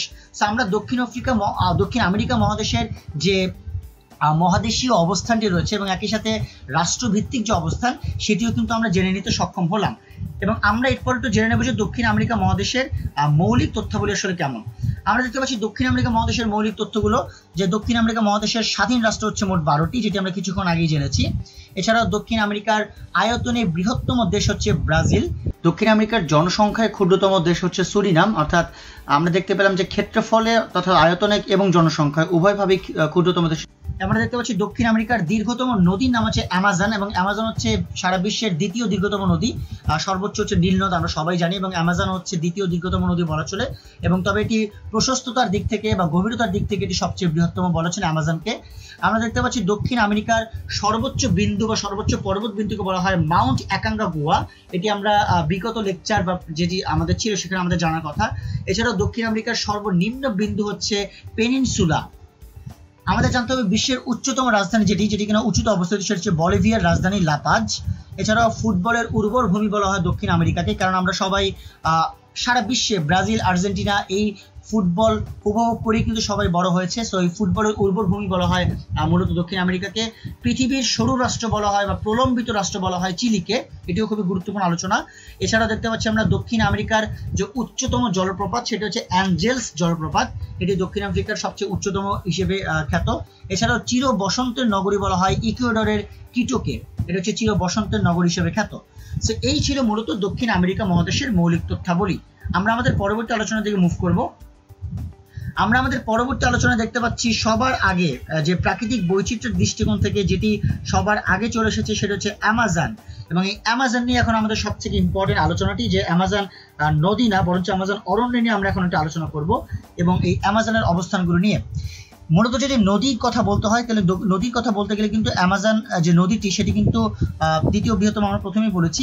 এবং এই অ্যামাজন নদী বিধৌত অঞ্চলে অবস্থিত বিশাল বনভূমি রয়েছে, প্রায় 70 লক্ষ বর্গ কিলোমিটার অববাহিকা পরিবেষ্টিত এই অরণ্যের প্রায় 55 লক্ষ বর্গ কিলোমিটার এলাকা খুব আর্দ্র জলবায়ু দ্বারা প্রভাবিত, অর্থাৎ এখানে 9টি দেশ জুড়ে কিন্তু অরণ্য বিস্তৃত, যার মধ্যে 60% রয়েছে ব্রাজিলে, 13% রয়েছে পেরুতে, বাকি অংশ কিন্তু কলম্বিয়াতে রয়েছে, ভেনেজুয়েলাতে রয়েছে, ইকুয়েডরে রয়েছে, বলিভিয়াতে রয়েছে, গায়ানাতে রয়েছে, সুরিনামে রয়েছে এবং ফ্রেঞ্চ গায়ানাতে রয়েছে।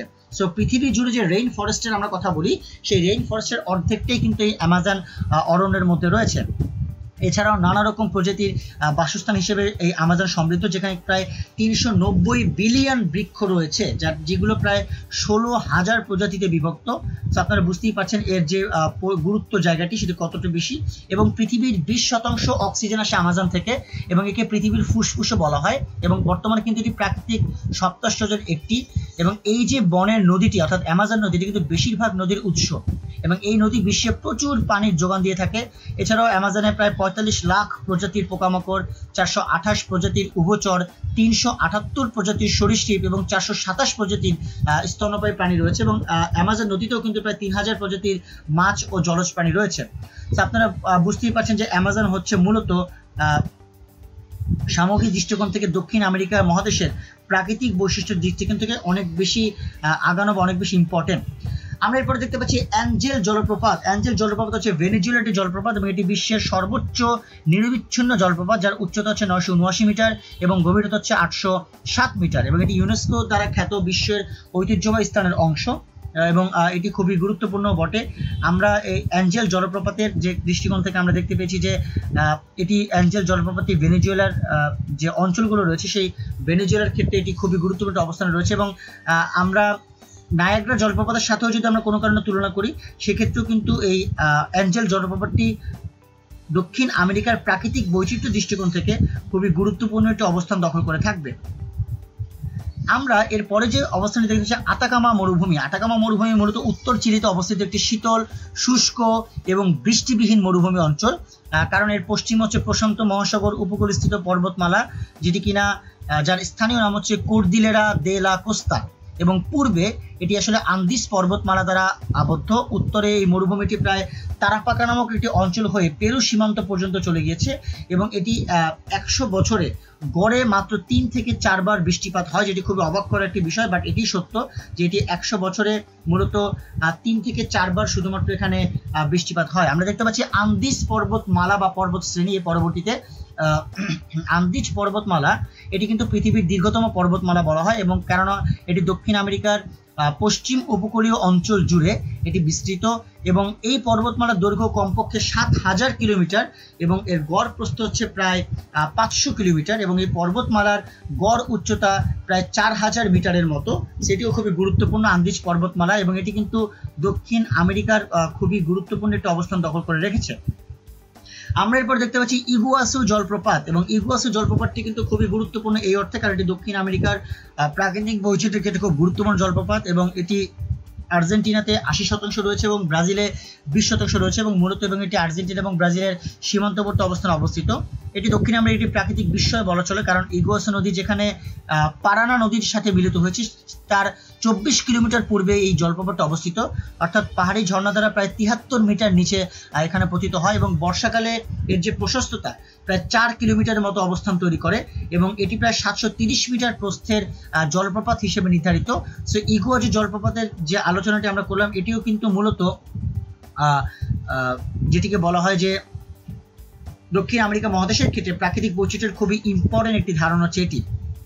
আমরা এরপর যেটি দেখতে পাচ্ছি সেটা হচ্ছে প্যাটাগোনিয়া মরুভূমি এবং এই প্যাটাগোনিয়া মরুভূমি কিন্তু আরো খুবই গুরুত্বপূর্ণ কারণ এটি মূলত পাতাগোনিয়ান মরুভূমি বলে। এটি আর্জেন্টিনার বৃহত্তম মরুভূমি এবং অঞ্চল অনুসারে বিশ্বের 4র্থ বৃহত্তম মরুভূমি, যেটি কিনা 6,73,000 বর্গ কিলোমিটার দখল করে এবং এটি মূলত প্রথমে বললাম আর্জেন্টিনা অবস্থিত এবং এর পশ্চিমে অ্যান্ডিস রয়েছে, এর পূর্বে আটলান্টিক মহাসাগর রয়েছে এবং এর দক্ষিণ আর্জেন্টিনা বা পাতাগোনিয়া অঞ্চলে এটা আবদ্ধ রয়েছে। তো মূলত এই ছিল মূলত দক্ষিণ আমেরিকা মহাদেশের যে অঞ্চলগুলো রয়েছে বা প্রাকৃতিক বৈচিত্র্য রয়েছে মহাদেশ ভিত্তিক, সেই প্রাকৃতিক মহাদেশ ভিত্তিক বৈচিত্র্য নিয়ে আলোচনা। আমরা আমাদের পরবর্তী আলোচনার দিকে মুভ করবো। আমাদের পরবর্তী আলোচনা হচ্ছে দক্ষিণ আমেরিকা মহাদেশের বিভিন্ন ইস্যু। আমরা প্রথমে যেটি দেখতে পাচ্ছি সেটা হচ্ছে জলবায়ু সম্মেলন। জলবায়ু সম্মেলনের কথা যদি চলে আসে, সর্বপ্রথমেই জলবায়ু সম্মেলনের কথা চলে আসলে যে বিষয়টি আলোচনা হয় সেটি হচ্ছে যে ধরিত্রী সম্মেলনের কথা, যেটি কিনা 1992 সালে ব্রাজিলের রিও ডি জেনেরোতে ধরিত্রী সম্মেলনটি শুরু হয়। এবং আপনারা সবাই জানেন যে এই ধরিত্রী সম্মেলনের মাধ্যমে কিন্তু পরবর্তীতে অনেকগুলো সংগঠনের জন্ম হয়, যেমন কনফারেন্স অফ পার্টিস বা সিওপি তথা কোপের সম্মেলনগুলো আমরা দেখতে পারি। এছাড়াও দেখতে পেয়েছি যে পরিবেশ ভিত্তিক বিভিন্ন সংগঠনগুলো রয়েছে, যেমন ইউএনএফসিসিসি, তারা কিন্তু এখানে বিভিন্ন বিনিয়োগ করে। Inter governmental panel on climate change ছিল আইপিসিসি, তারাও নোবেল পুরস্কার পায় এখানে। সো বেসিক্যালি এর গোড়াটাই হচ্ছে 1992 সালে জায়গা থেকেই। তো এটি হচ্ছে মূলত অবস্থান। আমরা দেখতে পাচ্ছি ফুটবলের জন্ম। আমরা একটু আগে বলেছিলাম দক্ষিণ আমেরিকা মহাদেশে কিন্তু ফুটবলের যে জন্মটি সেটি অনেক আগে থেকে।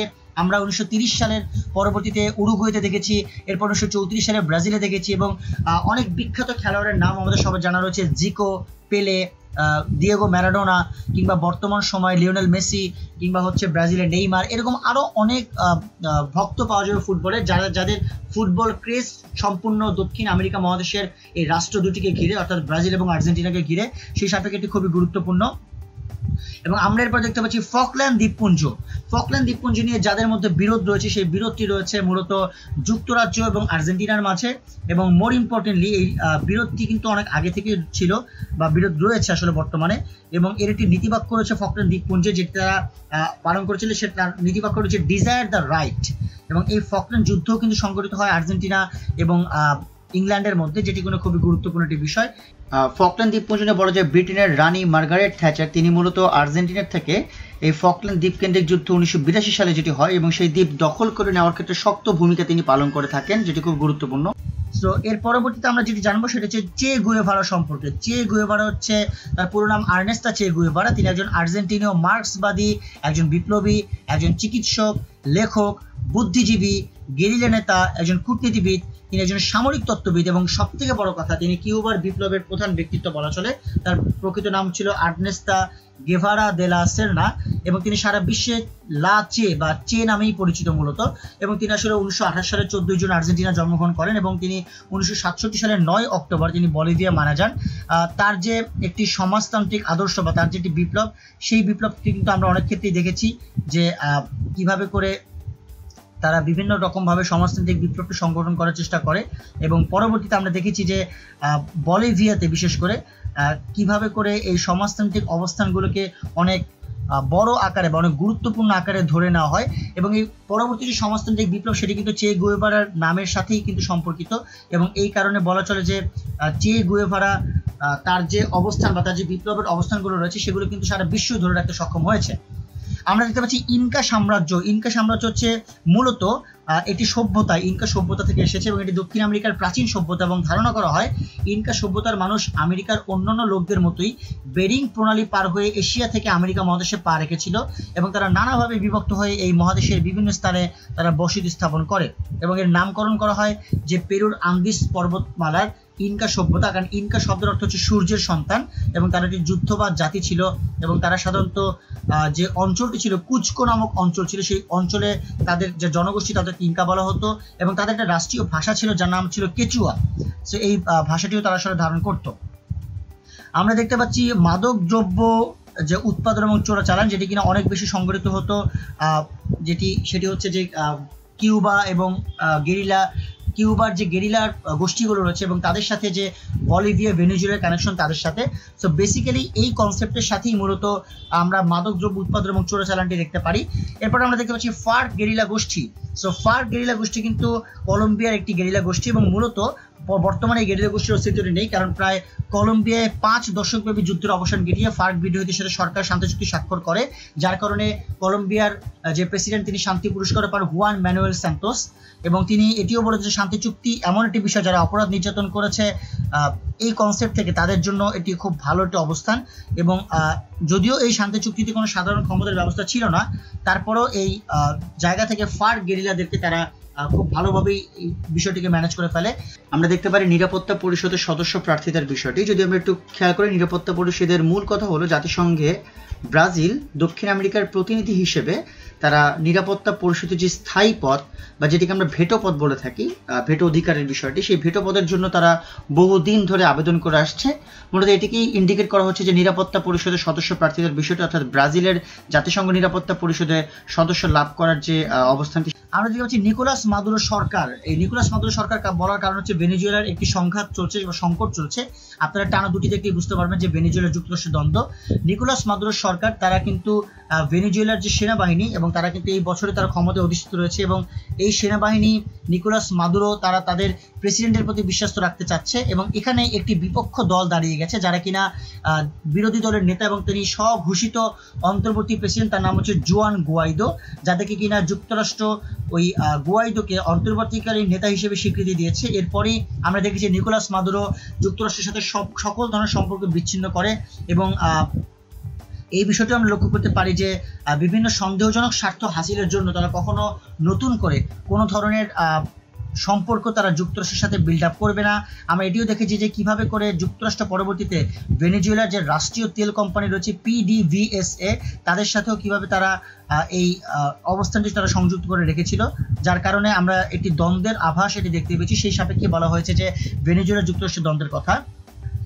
আমরা এবার দেখতে পাচ্ছি ন্যাশনাল লিবারেশন আর্মি, কলম্বিয়ার আরেকটি গুরুত্বপূর্ণ গেরিলা গোষ্ঠী হচ্ছে ন্যাশনাল লিবারেশন আর্মি। তারাও অনেক লম্বা সময় যাবত তারা এই গেরিলার যে অবস্থান, সেই গেরিলা অবস্থান থেকে তারা এটি উল্লেখ করেছিল। আমরা এবার দেখতে পাচ্ছি কৃষি উন্নয়ন, এটি খুবই বলা ইম্পর্টেন্ট, কারণ হচ্ছে যে কৃষি উন্নয়নটি হচ্ছে মূলত এমন একটি উন্নয়ন যে উন্নয়নে আসলে আমাজনের বদৌলতে অনেক বেশি কৃষি উন্নয়ন সংগঠিত হয়। ব্রাজিল তারা কিন্তু ব্রাজিল থেকে শুরু করে আর্জেন্টিনা কিংবা অন্যান্য দেশ তারা কিন্তু এই যারা কিনা দক্ষিণ আমেরিকা মহাদেশে অবস্থিত, তারা এই কৃষি উন্নয়নের দ্বারা অনেক বেশি উপকৃত হয় এবং সারা বিশ্বে সাপ্লাইয়ের ক্ষেত্রে খুবই গুরুত্বপূর্ণ অবস্থান দখল করে থাকে এই কৃষি উন্নয়ন। ফরাসি গায়ানা তারা ফ্রান্সের থেকে এখনো স্বাধীনতা প্রাপ্ত হয়নি, তারা মূলত ফ্রান্সের অংশ। তাদের পতাকাও ফ্রান্সের, মুদ্রা ইউরো এবং তাদের সরকার প্রধান ফ্রান্সের প্রধানমন্ত্রী এবং পূর্ণ স্বায়ত্তশাসনের জন্য ফরাসি গায়ানাতে ভোট হয়েছে, তবে এর বিপক্ষে জনমত রয়েছে। আমরা দেখতে পাচ্ছি বৃষ্টি অরণ্যের স্থান, এখানে অ্যামাজন বনকে ইন্ডিকেট করা হয়েছে কারণ সেখানে প্রচুর পরিমাণ বৃষ্টিপাত হয়। সেই সাপেক্ষে আমরা দেখতে পাচ্ছি ভেন্ডিমিয়া উৎসব। ভেন্ডিমিয়া উৎসবটি সম্পর্কে বলা যায় যে এটি স্থানীয় নাম হচ্ছে লা ভেন্ডিমিয়া, এটা আর্জেন্টাইন একটি উৎসব এবং এখানে বিভিন্ন ফসলের তৈরি পোশাক পরে র্যালিতে অংশগ্রহণ করে সেখানকার আর্জেন্টাইন যারা রয়েছে তারা। এবং সেই সাপেক্ষে এই ভেন্ডিমাইন উৎসবটি মূলত দক্ষিণ আমেরিকার ক্ষেত্রে বিশেষ করে আর্জেন্টিনার ক্ষেত্রে এটি জাতীয় উৎসব হিসেবে রয়েছে। আমরা দেখতে পাচ্ছি সাম্বা ঐতিহ্য। সাম্বা ঐতিহ্য কিন্তু একটি ব্রাজিলীয় গান এবং নৃত্য, মূলত ব্রাজিলিয়ার যে সাও পাওলো, সেই সাও পাওলো থেকেই এখানে শুরু হচ্ছে এবং এটি বলা হয় এটি একটি ধর্মীয় সংস্কৃতির মতো, যার উৎপত্তি শুধুমাত্র সাও পাওলো থেকেই না, বরঞ্চ ব্রাজিলের বাহাই এবং রিও ডি জেনিরো প্রদেশ থেকেও এর উৎপত্তি এবং এটি 1920-এর দশক থেকে এর উৎপত্তি লক্ষ্য করা যায়। আমরা দেখতে পাচ্ছি প্রাচীন ধ্বংসাবশেষ, মানে হচ্ছে যে আমরা জানি যে অনেকগুলো ধ্বংসাবশেষ রয়েছে দক্ষিণ আমেরিকা মহাদেশের মধ্যে, পেরুতে রয়েছে, চিলিতে রয়েছে অনেকগুলো প্রাচীন ধ্বংসাবশেষ এবং বিশেষ করে ইনকা সভ্যতা যে কথাটা আমরা বললাম, সেখানে অনেক প্রাচীন ধরনের আর্কিওলজিক্যাল সাইটগুলো খুঁজে পাওয়া গেছে যেগুলো অনেক বেশি গুরুত্বপূর্ণ অবস্থানে রয়েছে। সো এই ছিল মূলত আমাদের দক্ষিণ আমেরিকা মহাদেশের বিভিন্ন ইস্যু, যে ইস্যুগুলো নিয়ে আমরা আলোচনা করলাম। আমরা আমাদের পরবর্তী আলোচনা থেকে মুভ করে আমরা দেখতে পাচ্ছি ওশেনিয়া মহাদেশ নিয়ে আমরা আলোচনার ক্ষেত্রে চলে এসেছি। আমাদের আজকের আলোচনার সর্বশেষ মহাদেশ যেটি, সেটা হচ্ছে ওশেনিয়া। সো ওশেনিয়াকে মাঝে মাঝে মহাদেশ হিসেবে গণ্য করা হয় কারণ এটি যদিও এটি একটি প্রশস্ত এলাকা যেখানে ভূমি সীমান্তের পরিবর্তে প্রশান্ত মহাসাগরের পানি এই দেশগুলোকে আলাদা করেছে, অর্থাৎ এখানে কিন্তু স্থল সীমান্তের সম্ভাবনা বা অবস্থানটি খুব কম। এখানে জল সীমান্তের দ্বারা একটি দেশ আরেকটি দেশের সাথে আলাদা হয়েছে এবং এই প্রশান্ত মহাসাগরের মধ্যভাগ এবং দক্ষিণাংশের দ্বীপসমূহকে একত্রে ওশেনিয়া বলা হয়। আমরা তিনটি ভাগে ভাগ করা হয়েছে অঞ্চলকে সেটি দেখতে পাচ্ছি এবং এই তিনটি ভাগ আমরা দেখলাম, একটি হচ্ছে মেলানেশিয়া, একটি হচ্ছে মাইক্রোনেশিয়া এবং আরেকটি হচ্ছে পলিনেশিয়া। সো এটি হচ্ছে মূলত ওশেনিয়া মহাদেশের তিনটি ভাগ এবং এখানে বলা হচ্ছে যেটি খুব সত্য, ওশেনিয়া বিশ্বের ক্ষুদ্রতম মহাদেশ। যদিও এখানকার স্বাধীন দেশের সংখ্যা একটু বেশি, অর্থাৎ ওশেনিয়া মহাদেশের স্বাধীন দেশের সংখ্যা 14টি। বেশি বলতে আমি যেটা বোঝাচ্ছি সেটা হচ্ছে ক্ষুদ্রতম মহাদেশ হওয়ার পরবর্তীতেও এই স্বাধীন দেশের সংখ্যা হচ্ছে 14টি আমরা দেখতে পেলাম। ওশেনিয়া মহাদেশের ক্ষেত্রফল 85,25,989 বর্গ কিলোমিটার। এই মহাদেশটি একটি মহাদেশীয় সোপান নিয়ে গঠিত এবং এই সোপানটি আবার একাধিক অগভীর সমুদ্র দ্বারা নিমজ্জিত এবং এই সমুদ্রগুলি আবার এই সোপানটিকে একাধিক ভূখণ্ডে বিচ্ছিন্ন করে রেখেছে।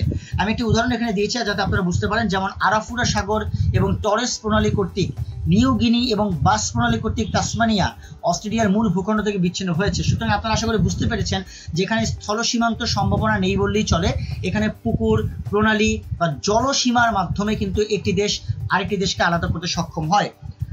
আমরা ওশেনিয়া মহাদেশের কিছু মৌলিক তথ্যাবলী সম্পর্কে জানবো। আপনারা দেখতে পাচ্ছেন ওশেনিয়া মহাদেশের মৌলিক তথ্য, যেখানে আমরা দেখতে পাচ্ছি ওশেনিয়া মহাদেশে মোট দেশের সংখ্যা হচ্ছে 14টি এবং অবশ্যই পৃথিবীর ক্ষুদ্রতম মহাদেশ হচ্ছে ওশেনিয়া। আমরা দেখতে পাচ্ছি ওশেনিয়া মহাদেশের বৃহত্তম দেশ নিঃসন্দেহে অস্ট্রেলিয়া। এছাড়া রয়েছে ওশেনিয়া মহাদেশের যে জনসংখ্যায় ক্ষুদ্রতম দেশ সেটা হচ্ছে টুভ্যালু এবং ওশেনিয়া মহাদেশের আয়তনে ক্ষুদ্রতম দেশ হচ্ছে নাউরু। এছাড়া আমরা দেখতে পাচ্ছি ওশেনিয়া মহাদেশের বৃহত্তম হ্রদ হচ্ছে আয়ারকজা, এটিও খুবই গুরুত্বপূর্ণ, এবং বিশ্বের সর্ববৃহৎ প্রবাল শৈলশিরা হচ্ছে গ্রেট ব্যারিয়ার রিফ, এটিও খুবই গুরুত্বপূর্ণ। এছাড়াও আমরা যেটি একদম প্রথম লেকচারে দেখে জেনেছিলাম যে ওশেনিয়া মহাদেশের সর্বোচ্চ বিন্দু হচ্ছে মাউন্ট কুক এবং ওশেনিয়া মহাদেশের দীর্ঘতম নদী হচ্ছে মারে ডার্লিং। এছাড়াও আমরা অনেক সময় যে নামকরণটি করে থাকি সেটিও সত্য যে ওশেনিয়া মহাদেশের অপর নাম হচ্ছে অস্ট্রেলিয়া মহাদেশ এবং প্রধানত এই সকল দ্বীপগুলোকে একত্রেই ওশেনিয়া নামে নামকরণ করা হয়। এর পরবর্তীতে আমরা আমাদের পরবর্তী আলোচনা থেকে মনোনিবেশ করবো। আমরা দেখতে পাবো ওশেনিয়া মহাদেশের কিছু প্রাকৃতিক ঐতিহ্যের বিষয় যেটি নিয়ে আমরা একটু আলোচনা করব। আমরা প্রথমে যে বিষয়টি দেখতে পাচ্ছি সেটা হচ্ছে লেক আয়ার এবং এই লেক আয়ারে সেটি কিন্তু খুবই গুরুত্বপূর্ণ ওশেনিয়া মহাদেশের ক্ষেত্রে, কেননা এই লেক আয়ার হচ্ছে ওশেনিয়া মহাদেশ তথা অস্ট্রেলিয়ার দক্ষিণ অস্ট্রেলিয়া রাজ্যের মধ্যাঞ্চলে অবস্থিত একটি লবণাক্ত পানির হ্রদ এবং ঊষর অঞ্চলে অবস্থিত হ্রদটি প্রায় শুকনো থাকে সাধারণত এবং মূলত বর্ষাকালেই মূলত এতে পানি সঞ্চিত হয় এবং তখন এটি মধ্য অস্ট্রেলিয়ার এক বিরাট অঞ্চলের পানি নিষ্কাশন স্থল হিসেবে কাজ করে এবং এক্ষেত্রে বলা যায় যে এই যে হ্রদটি রয়েছে যেহেতু যেখানে তাদের অবস্থানটি খুবই কম, তারপরে লেক আয়ার হ্রদটি ওশেনিয়া মহাদেশের প্রাকৃতিক বৈচিত্র্যের মধ্যে পড়ে। আমরা দেখতে পাচ্ছি মাউন্ট কোসিয়াস্কো, এটি খুবই গুরুত্বপূর্ণ কারণ এটি মাউন্ট কোসিয়াস্কো হচ্ছে অস্ট্রেলিয়ার স্নোই পর্বতমালা রয়েছে সেই স্নোই পর্বতমালার একটি শৃঙ্গ যেটি কিনা নিউ সাউথ ওয়েলসের কস্টিয়াস্কো জাতীয় উদ্যানে অবস্থিত এবং এটি অস্ট্রেলিয়ার মূল ভূখণ্ডের সর্বোচ্চ পর্বতশৃঙ্গ বলা চলে। আমি আবারও বলছি এটি কিন্তু ওশেনিয়া না, অস্ট্রেলিয়ার মূল ভূখণ্ডের সর্বোচ্চ পর্বতশৃঙ্গ ওশেনিয়া মহাদেশের সর্বোচ্চ বিন্দু পুনাকজায়া। সো এই মাউন্ট কোসিয়াস্কো এটি সমুদ্রপৃষ্ঠ থেকে উচ্চতা হচ্ছে 2228 মিটার, এটি জানা আমাদের জন্য খুবই গুরুত্বপূর্ণ যেটিকে আমরা বললাম। এর পরবর্তীতে আমরা যেই আলোচনাটি দেখতে পাচ্ছি গ্রেট ব্যারিয়ার রিফ বা এটাকে বলা হয় প্রবাল প্রাচীর এবং এটি খুব কেন গুরুত্বপূর্ণ কারণ এটি পৃথিবীর দীর্ঘতম প্রবাল রিফ বা প্রাচীর যেটি কিনা 2900-এর বেশি একক রিফের সমন্বয়ে গঠিত এবং রিফটি অস্ট্রেলিয়ার কুইন্সল্যান্ড রাজ্যের উপকূল ঘেঁষা কোরাল সাগরে অবস্থিত এবং মহাশূন্য থেকে পৃথিবীর যে কয়েকটি বস্তু দৃশ্যমান তার মধ্যে গ্রেট ব্যারিয়ার রিফ কিন্তু অন্যতম। সো এই কারণে এই বিষয়টি খুবই গুরুত্বপূর্ণ আমরা যেটি দেখতে পেলাম। এরপর আমরা যেটি জানার চেষ্টা করবো সেটা হচ্ছে মারে ডার্লিং নদী এবং এটি কেন গুরুত্বপূর্ণ কারণ এটি মূলত এটি দক্ষিণ পূর্ব অস্ট্রেলিয়ার একটি নদী এবং দীর্ঘতম নদী বলা হয় মারে ডার্লিং নদীকে। এটি কুইন্সল্যান্ডের গ্রেট ডিভাইডিং রেঞ্জের অনেকগুলি পাহাড়ি নদী একত্রে মিলিত হয়ে জন্ম দিয়েছে। 2949 কিলোমিটার দীর্ঘ নদীটি দক্ষিণ পশ্চিম দিকে প্রায় নিউ সাউথ ওয়েলস রাজ্যের যে শুষ্ক নিম্নভূমি রয়েছে তার মধ্য দিয়ে প্রবাহিত হয়েছে এবং এটি পরবর্তীতে মারি নদীর নামে মিলিত রয়েছে এবং এই মারি নদীটি হচ্ছে আবার এই মারে ডার্লিং নদীর বৃহত্তম উপনদী। সো এই বিষয়গুলো মূলত এই ওশেনিয়া মহাদেশের প্রাকৃতিক বৈচিত্র্যের ক্ষেত্রে খুবই গুরুত্বপূর্ণ ভূমিকা পালন করে, আমরা যেটি দেখতে পেলাম একটু আগেই। এরপর আমরা আমাদের পরবর্তী আলোচনা মুভ করি সেটা হচ্ছে ওশেনিয়া মহাদেশের বিভিন্ন ইস্যু। আমরা ব্রিটেনের সাথে সাংবিধানিক সম্পর্ক আমরা দেখতে পাচ্ছি, অর্থাৎ কেন এটি গুরুত্বপূর্ণ কারণ কিন্তু ব্রিটেনের আন্ডারে বা ব্রিটেনের রানীর আন্ডারে কিন্তু সবচেয়ে বেশি সময় ছিল এই যে অবস্থান থেকে ওশেনিয়া যে অস্ট্রেলিয়া তারা এবং এখনো কিন্তু অস্ট্রেলিয়া ব্রিটেনের রানীর অধীনে ছিল। পরবর্তীতে সাংবিধানিক ক্ষেত্রে একটি সম্পর্ক এখনো তারা মেনটেন করে যে কমনওয়েলথ ভিত্তিক যেটি রাজতন্ত্র ভিত্তিক সম্পর্ক সেটি আমরা দেখতে পাচ্ছি। আয়ার্স রক এর মানে হচ্ছে উলুরু বলা হয় এটাকে এবং এটা আয়ার্স রক নামে পরিচিত। এটি হচ্ছে অস্ট্রেলিয়ার উত্তর টেরিটরির দক্ষিণ অংশে একটি বৃহৎ বালির প্রস্তর এবং এই প্রস্তর ফরমেশনটি হচ্ছে প্রায় 335 কিলোমিটার দক্ষিণ পশ্চিমে অবস্থিত এই আয়ার্স রকটি এবং এটি খুবই গুরুত্বপূর্ণ। আমরা এরপর যেটি দেখতে পাচ্ছি সেটা হচ্ছে কয়লা খনি। কয়লা খনি খুবই গুরুত্বপূর্ণ একটি বিষয়, এবং কেন এটি গুরুত্বপূর্ণ কারণটি হচ্ছে যে এই কয়লা খনির জায়গাতে থেকে আমরা দেখতে পেয়েছি যে বিভিন্ন কয়লা খনি রয়েছে, যেখানে কিনা তাসমানিয়ান দ্বীপপুঞ্জ কয়লা খনি রয়েছে, নিউ সাউথ ওয়েলসে কয়লা খনি রয়েছে, এবং এটি কিন্তু ওশেনিয়া মহাদেশের বা অস্ট্রেলিয়া দেশের একটি গুরুত্বপূর্ণ খনিজ সম্পদ হিসেবে বিবেচিত। সেটিও খুবই ইম্পর্টেন্ট। আমরা অ্যাবরিজিন দেখতে পাচ্ছি। অ্যাবরিজিন হচ্ছে অস্ট্রেলিয়ার এক ধরনের আদিবাসী, যার কিনা অ্যাবরিজিন বলা হয়, এবং এটি ধারণা করা হয় তারা হচ্ছে সবচেয়ে বেশি যেটিকে বলা হয় সবচেয়ে প্রাচীন, তারা যে প্রাচীন আদিবাসীদের ক্ষেত্রে ওশেনিয়া মহাদেশের সেই ক্ষেত্রে খুবই গুরুত্বপূর্ণ।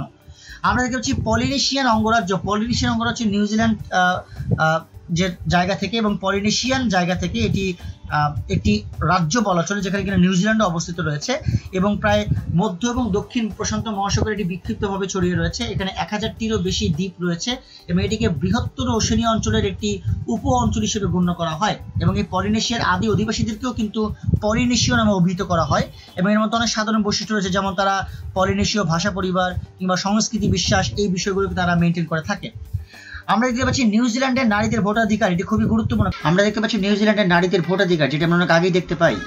আমরা সর্বপ্রথম এই ভোটাধিকারটি লক্ষ্য করতে পেরেছি, এবং সর্বপ্রথম কিন্তু নিউজিল্যান্ডের নারীদেরকে এই ভোটাধিকার প্রদান করা হয়। আমরা দেখতে পাচ্ছি যে মাউরি উপজাতি বা মাউরিদের আদ্যপ্রান্ত নিয়ে একটি কথা রয়েছে, এবং মাউরিদের আদ্যপ্রান্ত নিয়ে একটি কথা বলতে হবে যে তারা কিন্তু নিউজিল্যান্ডের একটি উপজাতি, মাউরি উপজাতি, এবং এই মাউরি উপজাতি কিন্তু তারা তাদের অবস্থান থেকে মাউন্ট কুক, যেটি আমরা বলতে গিয়েছিলাম, সেই মাউরি উপজাতির অবস্থান থেকে সেটি মাউন্ট কুক অঞ্চলই তাদের আদ্যপ্রান্ত, তাদের যে একেবারে প্রাচীন আদিবাস, এবং মাউরি ভাষাও কিন্তু রয়েছে তাদের নিজস্ব ভাষা হিসেবে। এবং এই উপজাতিগুলো মূলত নিউজিল্যান্ডের কসাক অঞ্চল থেকে তারা শুরু হয়েছে। আমরা দেখতে পাচ্ছি মেলবোর্ন ক্রিকেট গ্রাউন্ড, খুবই প্রাচীন এবং খুবই ঐতিহ্যবাহী ক্রিকেট গ্রাউন্ড হচ্ছে মেলবোর্ন ক্রিকেট গ্রাউন্ড, এবং এটিও কিন্তু খুবই গুরুত্বপূর্ণ। আমরা দেখতে পাচ্ছি সিডনির অপেরা হাউস, এবং এই অপেরা হাউসটি কিন্তু হচ্ছে মূলত এক ধরনের স্থায়ী অবকাঠামো বিশেষ, কারণটি হচ্ছে এটি নৌকার পাল আকৃতির ন্যায় দেখতে, এবং অনেক ধরনের অনুষ্ঠান কিন্তু এখানে অনুষ্ঠিত হয়, এবং সেই সাপেক্ষে এটি খুবই গুরুত্বপূর্ণ, যেটি আমরা বলছিলাম। এরপর আমরা যে বিষয়টি দেখতে পাচ্ছি সেটা হচ্ছে লর্ড হাউ দ্বীপ। সো লর্ড হাউ দ্বীপ মূলত হচ্ছে নিউজিল্যান্ডের মধ্যবর্তী তাসমান সমুদ্রের একটি অর্ধচন্দ্রাকৃতির আকারের আগ্নেয়গিরি, যেখানে কিনা সিডনি থেকে প্রায় 4080 কিলোমিটার উত্তর পূর্বে এটি অবস্থিত। আমরা দেখতে পাচ্ছি কাকাডু মূলত আরেকটি উপদ্বীপের নামের কথা বলা হচ্ছে এখানে, কাকাডু, এটিও খুবই গুরুত্বপূর্ণ। আমরা দেখতে পাচ্ছি ওলগাস 12 অ্যাপস্টেলস, এটি হচ্ছে 12টি দ্বীপের একটি সমন্বয়, যেটি কিনা বলা হয়ে থাকে যে এটি তাসমান সাগরের ক্ষেত্রে খুবই গুরুত্বপূর্ণ একটি অবস্থান। আমরা দেখতে পাচ্ছি এর পরবর্তীতে যে তাসমানিয়ান দ্বীপপুঞ্জ। সো তাসমানিয়ান দ্বীপপুঞ্জ সেটি কিন্তু অস্ট্রেলিয়ার 6টি অঙ্গরাজ্যের একটি রাজ্য, এবং হোবার্ট হচ্ছে এই তাসমানিয়ার রাজধানী এবং সবচেয়ে বড় শহর, যেখানে কিনা অধিবাসী সংখ্যা মাত্র 518, এবং 1901 সালে এটি অস্ট্রেলিয়ার অঙ্গরাজ্য হিসেবে স্থাপন করা হয়। এবং আমরা যে বিষয়টি লাস্টলি দেখতে পাচ্ছি সেটা হচ্ছে যে নিউগিনি সম্পর্কে যেটা আমাদের একটু জানতে হবে সেটা হচ্ছে যে এটির নাম মূলত পাপুয়া নিউগিনি, ভাষার কারণে বিখ্যাত, কারণ এই ভাষার ক্ষেত্রে এটি 870টিরও বেশি ভাষা তারা ফলো করে, এবং এটি আসলে প্রশান্ত মহাসাগরের একটি দ্বীপ রাষ্ট্র, এবং এটি ওশেনিয়া মহাদেশের মেলানেশিয়া অঞ্চলে অবস্থিত। সো এই ছিল মূলত ওশেনিয়া মহাদেশের বিভিন্ন ইস্যু যেটি নিয়ে আমরা আলোচনা করলাম। আমরা আমাদের আলোচনার একদম শেষ পর্যায়ে চলে এসেছি। সুপ্রিয় শিক্ষার্থী বন্ধুরা, আপনারা চেষ্টা করবেন এই সকল ইস্যুগুলোকে পার্শ্ব তথ্য হিসেবে টুকে নেওয়ার। আমরা দেখতে পাচ্ছি যে কোন কোন পূর্ববর্তী বছরের প্রশ্নসমূহ আমাদের আজকের লেকচারের সাথে রিলেটেড। আমরা প্রথমে দেখতে পাচ্ছি আফ্রিকার কোন দেশে চীনের সামরিক ঘাঁটি রয়েছে, উত্তরটি হবে জিবুতি, এবং এটি ঢাকা ইউনিভার্সিটি এসেছে, খুবই গুরুত্বপূর্ণ প্রশ্ন। আমরা দেখতে পাচ্ছি জুলিয়ান অ্যাসাঞ্জকে নাগরিকত্ব দিয়েছে কোন দেশ, উত্তরটি হচ্ছে অস্ট্রেলিয়া, এটিও ঢাকা ইউনিভার্সিটি এসেছে। আমরা দেখতে পাচ্ছি চে গুয়েভারার জন্ম কোন দেশে, উত্তরটি হচ্ছে আর্জেন্টিনায়, এটি ঢাকা ইউনিভার্সিটিতে 2বার চলে এসেছে। এরপর দেখতে পাচ্ছি কোন দেশে বাংলা দ্বিতীয় জাতীয় ভাষা, উত্তরটি কিন্তু হচ্ছে সিয়েরা লিওন, এটি ঢাকা ইউনিভার্সিটিতে 3বার এসেছে, সো এটিও গুরুত্বপূর্ণ। হর্ন অফ আফ্রিকা কোন দেশকে বলা হয়, এটিও ইম্পর্টেন্ট, এটি হচ্ছে ইথিওপিয়া, এটি ঢাকা ইউনিভার্সিটি এসেছে, জগন্নাথ ইউনিভার্সিটি এসেছে। আমরা দেখতে পাচ্ছি ইরিত্রিয়া কোন দেশের অংশ ছিল, এর উত্তরটি হচ্ছে ইথিওপিয়া, এটি ঢাকা ইউনিভার্সিটি এসেছে এবং জগন্নাথে এসেছে। আমরা দেখতে পাচ্ছি পাপুয়া নিউগিনি কোন দেশের অধীনে ছিল, এটি উত্তরটি হবে ব্রিটেন, এটি কিন্তু ম্যাট 2004 এসেছে। এবং লাস্টলি বর্তমান জাতিসংঘের মহাসচিব কোন দেশের, এটিও ঢাকা ইউনিভার্সিটি এসেছে, এবং এটির উত্তর হচ্ছে পর্তুগালের অধিবাসী তিনি, তার নাম হচ্ছে অ্যান্টোনিও গুতেরেস। সো এই ছিল মূলত আমাদের আজকের সামগ্রিক আলোচনা। আমরা মহাদেশ ভিত্তিক আলোচনার দুঃখিত, মহাদেশ ভিত্তিক আলোচনার একেবারে শেষ পর্যায়ে চলে এসেছি এবং আমরা আজকের যে মহাদেশ ভিত্তিক আলোচনাগুলো করলাম এই প্রত্যেকটা আলোচনা কিন্তু আমাদের ম্যাথ দেখে খুব ভালোভাবে কানেক্ট করে পড়তে হবে, যেটি খুবই গুরুত্বপূর্ণ। সকল শিক্ষার্থী বন্ধুদেরকে আন্তরিক ধন্যবাদ জানাচ্ছি এতক্ষণ ধরে আমাদের লেকচারটি উপভোগ করার জন্য এবং আশা করি আপনারা লেকচারটি আপনাদের কাছে বোধগম্য হয়েছে, আপনারা বুঝতে পেরেছেন এবং যদি মানচিত্র দেখে আপনারা কানেক্ট করে পড়তে পারেন ভর্তি পরীক্ষার যে কোনো প্রশ্ন আপনার কাছে খুবই সহজ লাগবে এবং আপনারা আশা করি যখন কিনা পূর্ববর্তী পরীক্ষার প্রশ্ন আপনারা লেকচারের শেষে দেখছেন তখনই আপনারা মনে করছেন যে হয়তোবা অনেক বিষয় অনেকাংশে সহজ হয়ে গেছে আপনার কাছে। সো সবাইকে আবারও ধন্যবাদ জানাচ্ছি এতক্ষণ লেকচার শোনার জন্য। আপনাদের সাথে পরবর্তীতে আশা করি অন্য কোনো লেকচারে দেখা হবে, ততক্ষণ পর্যন্ত ভালো থাকবেন, সুস্থ থাকবেন, 10 মিনিট স্কুলের সাথেই থাকবেন। সবাইকে আন্তরিক ধন্যবাদ।